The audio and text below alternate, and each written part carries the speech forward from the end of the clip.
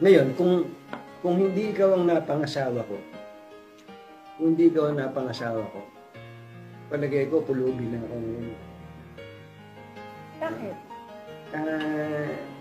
You gave me clarity sa maraming mga desisyon. Dati padalos-dalos ako diyan eh.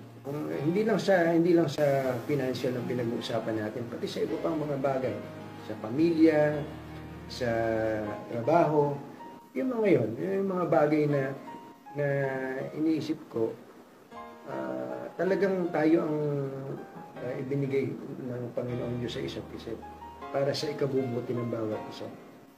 Kung iba ang nakilala ko, wala, hindi ko talaga ma-imagine yung buhay na wala ka. Talagang,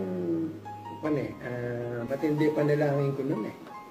At gaya nga nung natututunan naman natin sa mga